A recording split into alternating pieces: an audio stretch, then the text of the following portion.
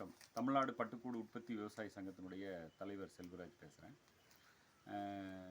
அநேகமாக இப்போ நீங்கள் பார்த்தீங்கன்னு சொல்லிச்சுன்னா, தமிழ்நாட்டில் இந்த 2 மாத காலமாக பட்டு விவசாயிகள் இந்த வெயிலினுடைய தாக்கம், வறட்சி இதனால் கடுமையாக பாதிச்சிருக்காங்க. அப்போ இன்னும் நம்ம தமிழ்நாடு பட்டுக்கூடு உற்பத்தி விவசாய சங்கத்திலேருந்து தொடர்ந்து நம்ம வலியுறுத்துறதுன்னா, இந்த பட்டு விவசாயத்தை பாதுகாக்கிறதுக்கான நடவடிக்கையை மேற்கொள்ளணும்னு சொல்லி பட்டு வளர்ச்சித்துறைக்கும் தமிழக அரசுக்கு நம்ம தொடர்ந்து வலியுறுத்திட்டு இருக்கிறோம். நீங்கள் அண்டை மாநிலமான கர்நாடகாவில் நீங்கள் பார்த்தீங்கன்னு சொல்லிச்சுன்னா, இந்த மாதிரியான ஒரு சூழலில் நீங்கள் பார்த்தீங்கன்னா இப்போ ஒரு கிலோ கூட்டுக்கு ஊக்கத்தொகையாக 30 ரூபா கொடுக்குறாங்க. ஒன்று. இன்னொன்று, இளம்புழுவுக்கு ஒரு 100 முட்டை தொகுதி இருக்குதுன்னு சொல்லிச்சுன்னா 1000 ரூபா மானியம் கொடுக்குறாங்க. 2. இன்னொன்று, மருந்து இலவசமாக கொடுக்குறாங்க. ஒவ்வொரு பேட்சுக்கு மருந்து கொடுக்குறாங்க. அதற்கு மேலே நீங்கள் பார்த்துன்னு சொல்லிச்சுன்னா, போக்குவரத்து நீங்கள் பட்டுக்கூடை மார்க்கெட்டுக்கு கொண்டு போவீங்கன்னு சொல்லிச்சுன்னா, இப்போ ஒரு கிலோவுக்கு 10 ரூபா என்பது கொடுக்கப்படுது.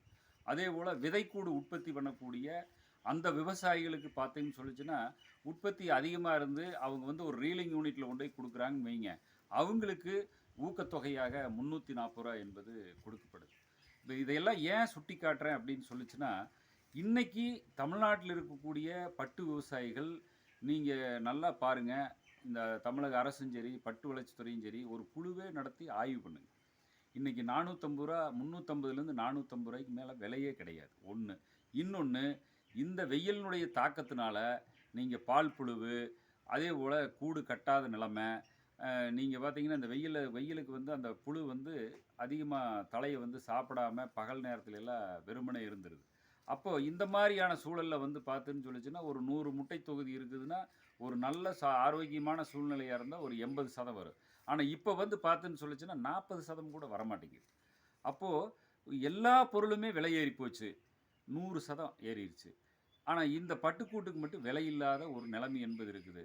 அப்போ தமிழகத்தில் இருக்கக்கூடிய பட்டு விவசாயிகளை பாதுகாக்க அவர்களுக்கான உரிய ஒரு நீங்கள் ஒரு சங்கம், விவசாயி சங்கம் சொல்லுது, ஒரு விவசாயி சொல்கிறாரு அப்படிங்கிறதையும் கூட நீங்கள் கணக்கில் எடுத்துக்க வேண்டியதில்லை.